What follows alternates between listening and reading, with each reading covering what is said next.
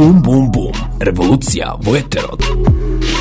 104,2 е вашата фреквенција.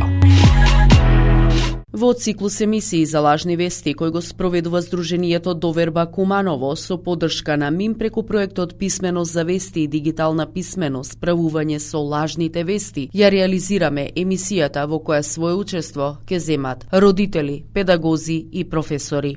Нашите денешни гостинки во емисијата ни се Тања Мишевска, која ни доаѓа во улога на родител, Кети Домазетовиќ, како стручен соработник и педагог, и Емилија Јакимовска, наставник по македонски јазик и литература и родител. Улога на родител.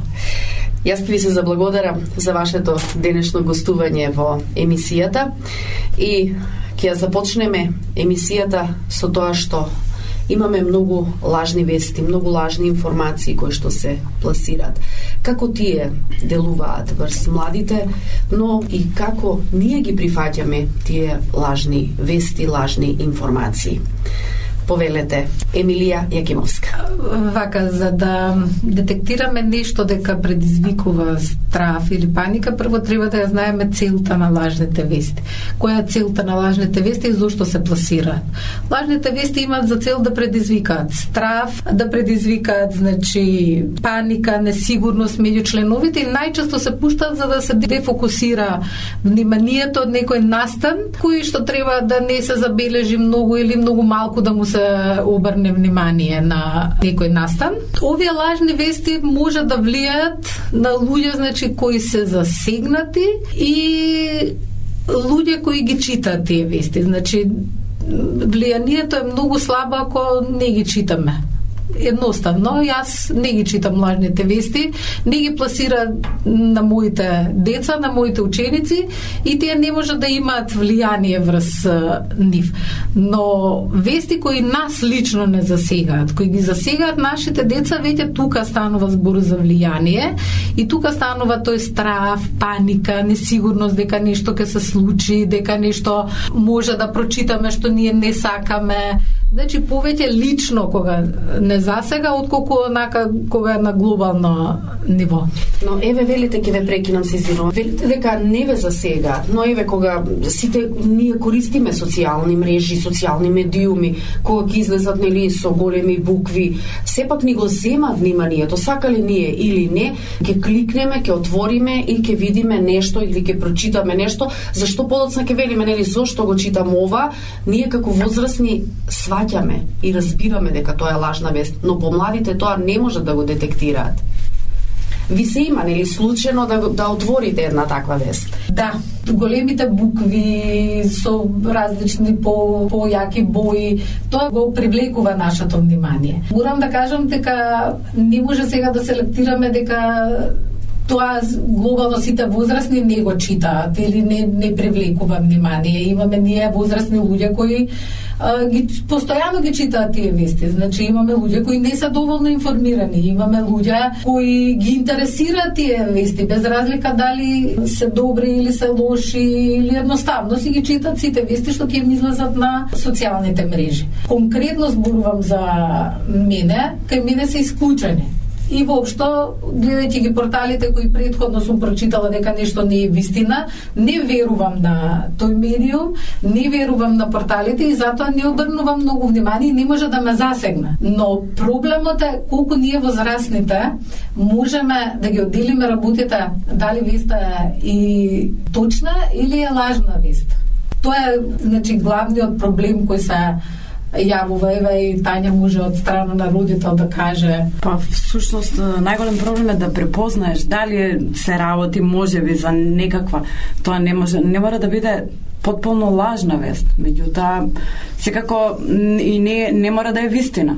Ако одиме според знаците, според кои што прашалници, извичници, големи букви, извадено од контекст, чудна најава, наслов кој што едноставно привлекува, тука веќе има сомнеш. Доколку сите отвараме се и сешто. Доколку отвориме и прочитаме, а таму пишува дека се случило тоа и тоа и тоа. никаде не пишува кој го потврдил, зошто го потврдил, не пишува од една страна, од друга податоци, туку само како некаков податок нафрлен. Сигурно дека не треба да веруваме на таква нешто, дека е вистинска вест, секогаш треба да постојат две страни, треба да биде официјална и слично. Сега тука е, ако зборуваме за младите, за средношколците и воопшто за децата, значи тие живеат и сите живееме во многу модерно, брзо, современо, значи современ начин на живење. Има допир со се и сешто. Како треба да тие да се справат, тука треба да биде акцентот. Значи, ако ние им покажеме со пример, и ако зборуваме за тоа, и ако јас зборувам дома како родител, што читам, што прочитам, зошто не, што размислувам, како мислам, значи тие ќе учат, едноставно учат, прибираат информации, како да не мора да подлегнат на буквално на секој предизвик. Ви си имали случајно, вашето дете да дојде со телефон во раце или да ве праша за некоја вест, било каква лажна вест? Вие знаете дека таа вест е лажна, но како на детето да му објасните дека тоа што го прочитало или тоа што е пласирано не е вистинито и како тоа делува? Доколку сте имале таков пример, ако може да кажете. Она комуникацијата е постојана, бидејќи разговараме. Сепак моето дете е 16 години, така што имаме нормална комуникација, разговараме за музика, за спорт, за политика, не, меѓутоа за некакви дневни случувања за училиште, за друштво. Се случило, сигурно дека се случува да ме праша, се случува јас да го прашам. Тоа е најнормална комуникација. Сега, работата е да дојде и да праша. Значи, тука треба ние родителите тоа веќе треба уште од малечки да ги наслучуваме кон она да го избираат она кое што сметаат дека треба да го изберат. Се надевам дека помладите родители ќе ја слушаат оваа емисија, па ќе обратат и повеќе внимание на своите деца од помали нозе, да ги насочат. Професорке Домазетовиќ, со оглед на тоа дека имаме многу лажни вести, многу дезинформации. Како професор, како тие влијаат на младите врз нивното ментално здравје? Па можам да кажам дека голем дел од нив и негативно влијаат, со оглед на тоа што повеќе се на помала возраст, знаеме дека нивното искуство е многу мало и повеќе може да се манипулира со таквите личности. Како раснат, сознаваат, и тука е голем фактор имаат и самите родители, самите професори, значи училиштето како училиште. И навистина треба уште најмала возраст да им се посочи како и кои, например, медиуми или портали можат, значи, да ги користат или да восприемат такви информации. Знаеме денес дека за нив е се интересно, а највеќе, значи, она што е забрането, старите како велат забрането, тоа е секогаш послат. И сакат да истражуваат.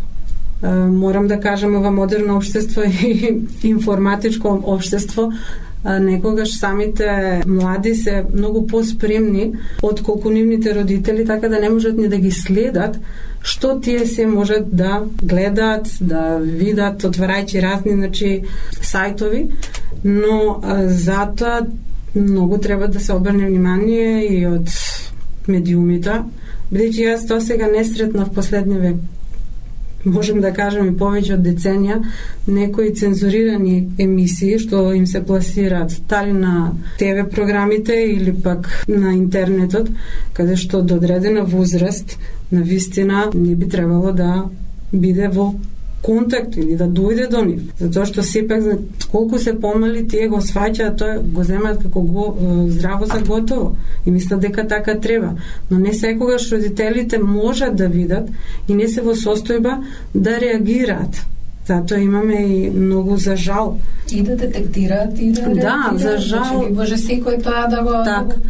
Имаме и несакани, значи, моменти, знаејќи дека играат разни игри кои што многу негативно влијаат врз самата, значи, психичка состојба на детето, бидејќи тие едноставно толку се впуштаат во тоа, не ни размислуваат до каде ги води. Тоа е она што навистина треба да се запрашаме и како родители, како професори, како стручни соработници, педагози, психолози, па дури и самото општество. Треба да мисли многу на на ваквите збиднувања, бидејќи не се што се пласира, можам да кажам дека е вистинито, како веќе што зборува и претходно моите соговорнички, и треба да се направи многу нешто за да ги насочиме правилно, че самите наши деца, ученици утре треба да се развијат, значи во едни личности кои ќе бидат сестрано формирани, а за да бидат сестрано формирани треба да бидат информирани, ама да бидат правилно информирани.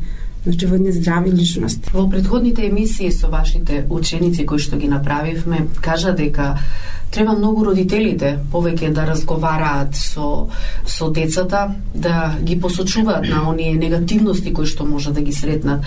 Сепак, нели, темпото на животот го наметнува она децата да бидат и сами, но и достапноста, значи на интернетот и на апаратите, на сите оние кои што ги имаме во моментот, прават дека не можеме доволно да ги заштитиме децата. Како родител, што треба, Тања, да направиме повеќе да обрнеме внимание на детето или да го контролираме, или има ли некој начин, еве, од ваше лично искуство? Значи, може би прирачници има за се и се, што меѓутоа не и за родителство. Сите учиме, зрееме, растеме, еволуираме. Така што, бивајќи родител, ние и правиме добри работи и грешиме. Меѓутоа, на сите родители целта е една. Да имаме среќно, здраво дете, кое што ќе израсне во вистинска личност и кое што ќе стои на сопствени нозе. Ќе има само доверба, ќе знае што сака, што не сака. Така што, уште од најмали нозе, ние, растејќи ги децата, растеме со нив, значи ги подучуваме. Не е само за возборување, потребно е да им покажеме. Значи, ако се работи за медиум конкретно, ако на 8 годишно дете вие континуирано ве гледа како читате одредени работи или слушате, тоа ќе го имитира, несвесно ќе го имитира. Меѓутоа, треба многу да ги слушаме, треба да ги растеме со да знаат дека домот и семејството им е она местото каде што треба да се чувствуваат сигурно. Значи дека се прифатени, да не се плашат. Секако дека во животот ќе имаат предизвици, имаме и ние како родители. Секојдневно. Меѓутоа, да се чувствува сакано, да се чувствува прифатено, да чувствува, да знае дека секогаш може да кога мисли дека треба, да разговара, да сподели, да праша, значи да се довери, така што доколку се случи нешто во кое што има сомнеш или во околина, не мора за себе. Значи, потребно е да разговара, да знае првин во домот. Потоа, исто така, секој дете сака да биде прифатено и во училиште, бидејќи, ако збориме конкретно за средношколците, значи, на нив многу им е битно како тие се прифатени и како тие се восприемени од другите во самата средина, од своите врсници. Значи, наидуваат тие на многу големи предизвици. Меѓутоа, ако имаат толеранција, разбирање, ако прифаќаат, ако знаат да приватат туѓ карактер, ако си ги знаат собствените мани, доблести, значи, тука веќе пола работа сме ја завршиле. Не сме само ние родителите. Сега во последно време најактуелно е, нели, родители. Да, не има секакви. За жал. Значи, ние, презаштитувајќи ги децата, многу грешиме. Бидејќи не може да не сгреши, а да направи искуство, нели? Само да не сгреши многу. Тука е, уствари, поентала. Кети, како е од стручна перспектива ова изјава на Тања, како би ја прокоментирале вие? Навистина би била среќна кога би имале вакви родители, но она вие што го кажавте претходно, наметнувајќи ни го нели прашањето, за жал во ова брзо темпо на развој, општествен развој, брз живот, родителите во борба или за можеби подобри услови да овозможат на своите деца, забораваме некогаш на децата. Многу често имаме разговор со родители каде што токму тој јас, бидејќи немаат успешна комуникација во домот, предизвикува навистина проблеми. Каде што добро е кои ќе се јават на време да можеме да им помогнеме, бидејќи тој дидактички триаголник и те како е многу значаен во развојот на секоја личност, посебно во тој тинејџерски период на адолесценција, каде што навистина сите ќе вложиме труд правилно да го насочиме детето или доколку пошло по некој пат да го вратиме на правиот пат, да го насочиме. Тоа е тоа што сега многу често имаме, како што кажав, проблеми токму и со младата популација, каде што можеби за нив ќе кажам и забава, но многу негативно влијае врз останатите личности, каде што еве преку интернетот, она сајбер насилство, ќе го споменам, е многу застапено кај нас. Агресивноста на младите луѓе навистина е зголемена, тоа не само ја што го кажувам, она што го следам и од светски рамки, значи голем дел од истражувањата го потврдуваат истото, каде што можам слободно да кажам дека тие воопшто и не се свесни за тоа, преку забава наштетуваат на дел од другите нивни соученици или пак врсници, зашто пак ќе кажам, додека е време, ако реагираме, може да излезе добро, но ако оставиме така, не препознаеме, не како што каже и Тања како родител, не препознаеме, не влијаеме, не разговараме за да дојдеме до она битното, за да може, значи, да реагираме на време, тогаш може да заврши лошо. Значи, децата се повлекуваат во себе, ние како стручен тим и со колешката психолог и таа исто така држи голем дел од тие советувања, разговори со родителите. Јас исто како педагог од аспект на методите, техниките, нели, на учење, како да им помогнеме да ги надминат проблемите, бидејќи или се затвараат во себе или стануваат, значи, едноставно други личности за да се докажат во кругот во кој што се дружат, значи склони се на манипулирање и ќе направат се за да бидат прифатени во тоа друштво, што пак ќе кажам, некогаш не завршува со најдобро. По некое непишано правило, доколку се случи нешто такво, родителот последен го дознава тоа. Так. Дали во училиштето ви си има случајно да дојде некој од вашите ученици и да ви посочи дека се случило да биде мета на лажна вест, да биде мета на некоја си објава каде што тоа ќе делува врз менталното здравје, врз неговиот психички развој. Како понатаму се одвиваат работите? Ние прво сме народ со многу предрасуди. И ние постојано сме во трка да бидеме актуелни. Сликите што постојано се постираат на социјалните мрежи, дека дел од нашите другарчиња биле на екзотични места, дека се постојано брендирани, дека се постојано по кафиќи, дека се постојано на кафиња, со скапи пијалоци, убаво облечени. Сето тоа влијае на децата. Зошто? Затоа што тој, иако не има финансии да биде таму, тој сака да биде како своите другарчиња за да биде прифатен.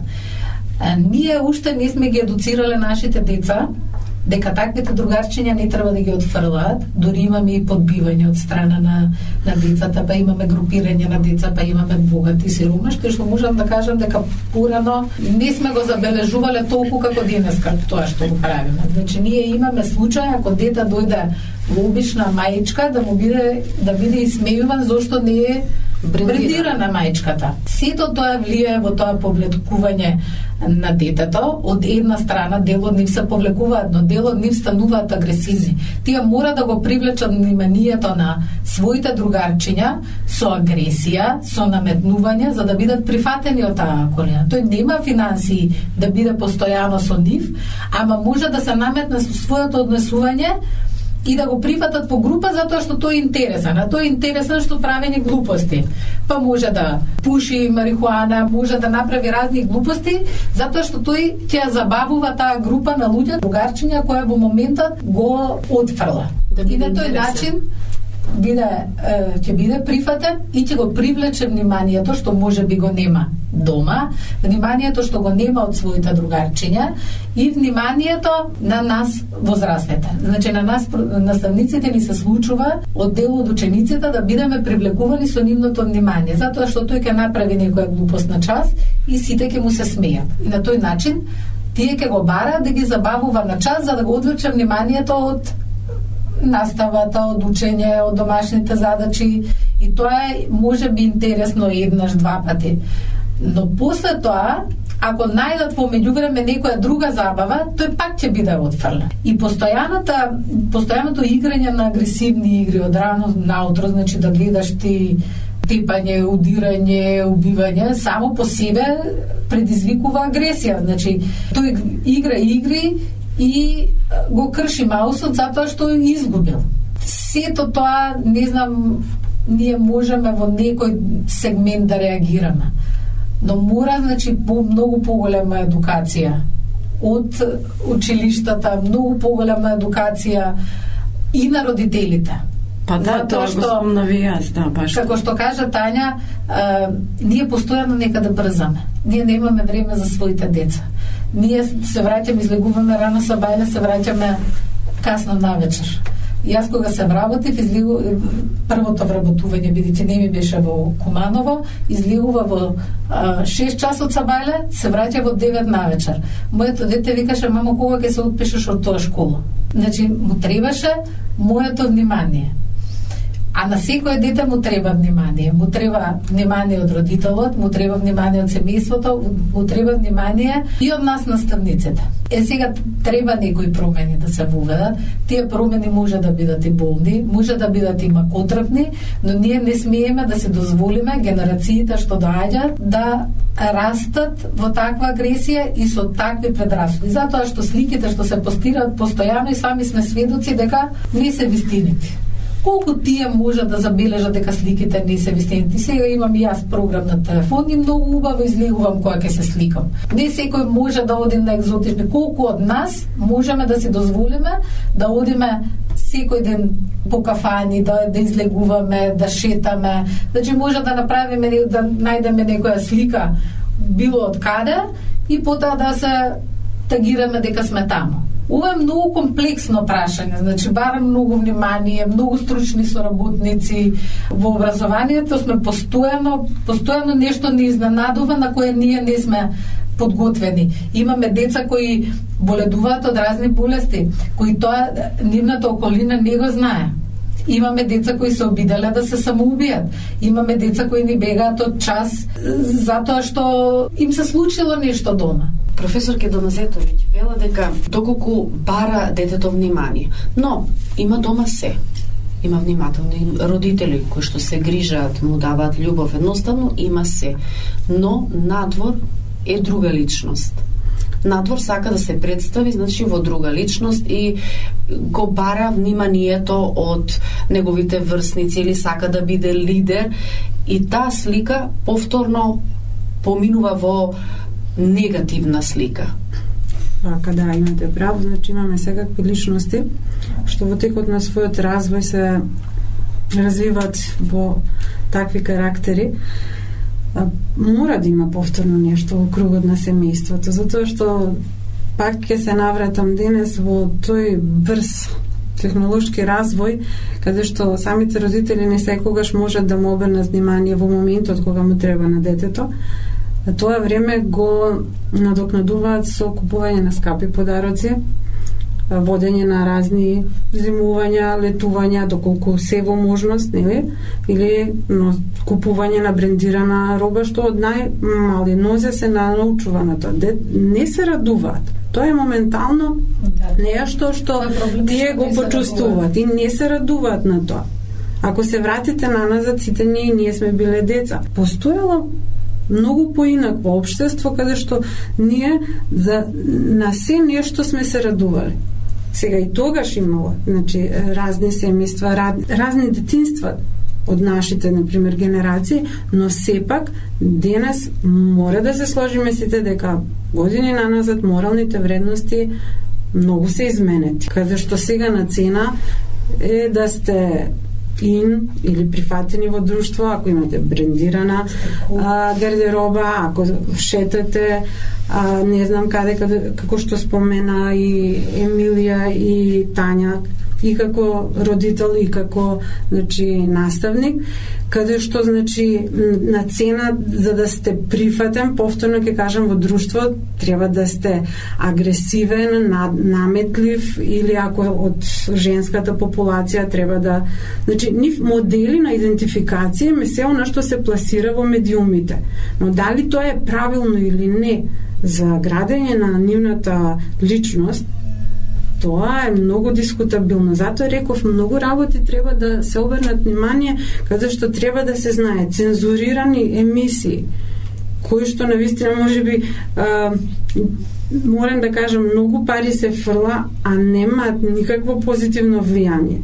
Каде што се слуша музика или домашна или странска естрада, каде што се прикажува или полуголи, или многу вулгарни содржини, тоа да веќе да не зборувам, каде што тоа име на нив ин. И се движат во такви групи, друштва, каде што, например, дали се тоа кафе барови, ноќни клубови, каде што навистина не се сложувам дека така правилно би можеле и ние како родители, но и како педагози да ги изградиме доколку не влијаеме, да помогнеме да се изградат по правилно. Лично бидејќи ќе кажам, моралните вредности мора да се потрудиме да ги вратиме назад. Јас морам тука да се надоврзам, еден пример имам конкретен и многу ме причеше кој го забележав тоа. Ние преку ден од сабајле посебно па до попладнивните часови може да гледаме филм со еротика, додека Мери Попинс се пушта во 11 часот навечер. Филмот Мери Попинс, што е наменет за популацијата, веќе се има легнато во да спие. А тие мора да гледаат еротика преку ден, а Мери Попинс ќе гледаат возрастните, тие што може да седат до 1 сат навечер, затоа што филмот е малку по-долг и траеше до 1 час навечер. Баш затоа изборев дека семејството е она кое што е основата на целото видување и понатака растење.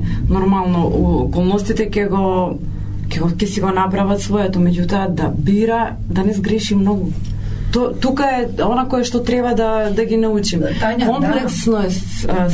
Прашањето е многу комплексно. Проблемот што кај нас родителите се надпреваруваат. Затоа кажав, не има секакви. Тоа што не сме го исполниле како деца, амбициите, зошто сега сите одат на модерни танци. Зошто сите одат на клаби. Тоа не е проблем. Не е тоа проблем. Тоа е оптоварување на детето, тоа не сака да оди. Ама родителот сака. Родителот сака да се надпреварува со другата мајка. Тука и кажав, родители, вие сте родители, јас сум родител, не има секакви. Со различен степен на образование, со различна култура, воспитание, со различни ставови, не сме исти. Меѓутоа, може би тука и самото општество е виновно. Последниве деценија, може и повеќе. Индивидуализам. Што се постигна со форсирање на индивидуализам. Се разбира дека секоја една индивидуа е индивидуална, една, не постои копија. Тоа беше доволно, јас така сметам. Не сум компетентна, меѓутоа, ако не се пренагласуваше улогата на индивидуализми, дека ова е такво, не може дете од 5 години да биде такво, нешто го предизвикало да биде така. Такво е времето. Си прифаќаме тоа што ни е полесно за прифаќање, отфрламе она кое што сметаме дека треба да се помачиме. Родители сме, грешиме. Меѓутоа, сите имаме за цел едно, среќно дете. Во интерес на времето, ќе ве прашам, можеме ли да ги заштитиме младите од влијанието на лажните вести? Глобално се води војна против лажните вести, против сите оние невистинити манипулации. Имаме ли механизам? Тања, ќе почнеме од вас. Како родител, можеме ли да го заштитиме детето од влијанието на лажните вести? Ние не можеме директно да го заштитиме. Тоа немаме ние механизам. Додека се помали, има апликации со кои што ќе му следите што отвара и како. Меѓутоа, дали е работата тие да бидат следени и ние да ги контролираме. Тие треба сами да одлучат. Особено што зборуваме за средношколска популација.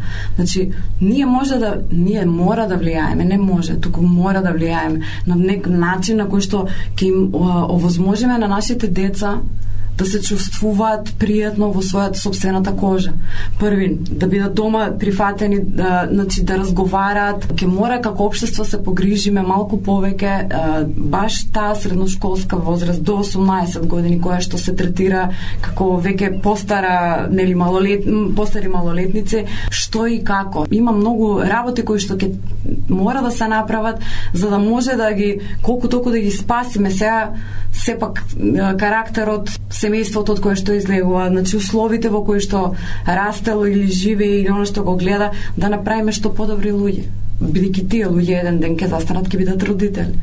Токму така. Професор Домазетовиќ, вашиот став ако може. Морам да кажам дека сигурно ќе се сложиме и како родители, но и во педагогијата е тоа докажано дека тој период на тинејџерство, на адолесценција, родителот, односно семејството, најмалку може да допре до детето. Значи, тогаш воспитните тие влијанија од страна на родителите и наставниците најмалку допира.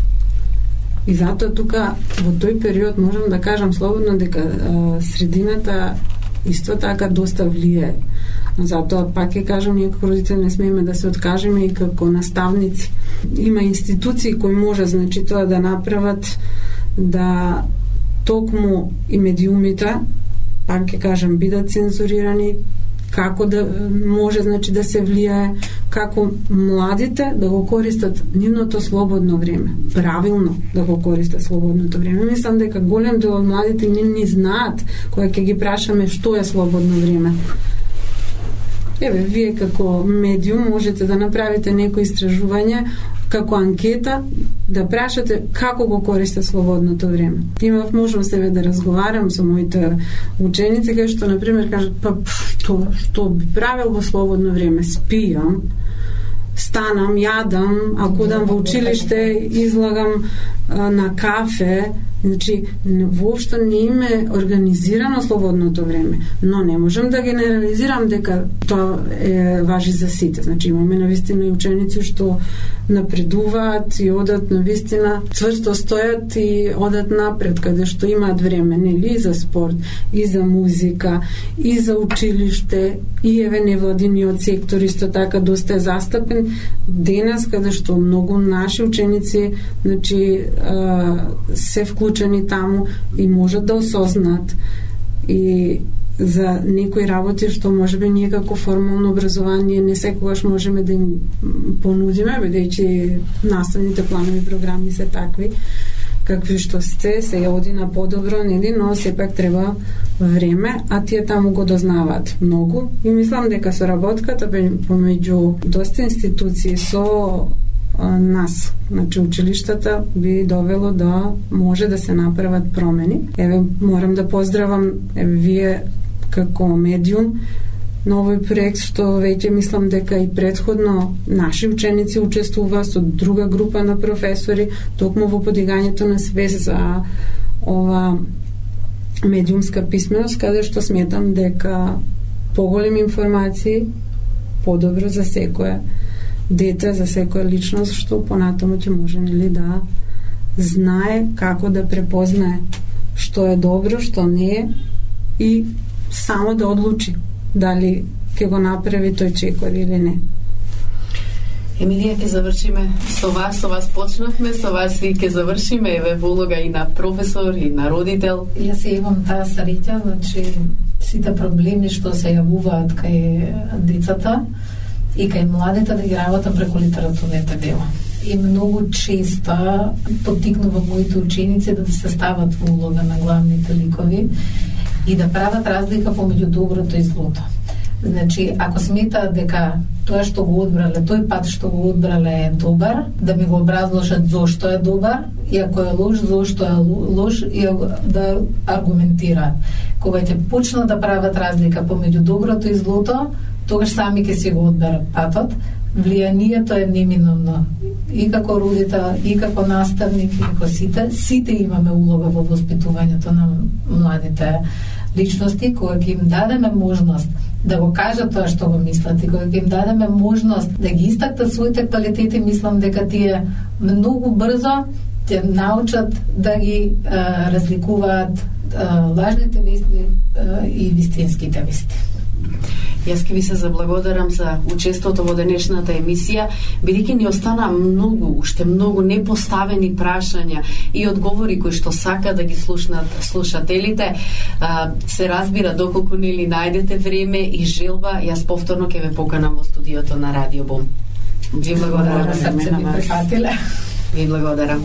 Емисијата е поддржана преку проектот Писмено за вести и дигитална писменост, справување со лажните вести што го спроведуваат Македонскиот институт за медиуми, Институтот за комуникацијски студии, Институтот за медиуми и различности од Лондон со финансиска помош од Европската Унија. Содржините во емисијата се во одговорност на авторот и на Сдруженијето Доверба од Куманово и во никој случај не може да се смета дека ги одразуваат ставовите на Европската Унија. Слушате Радио Бум 104,2.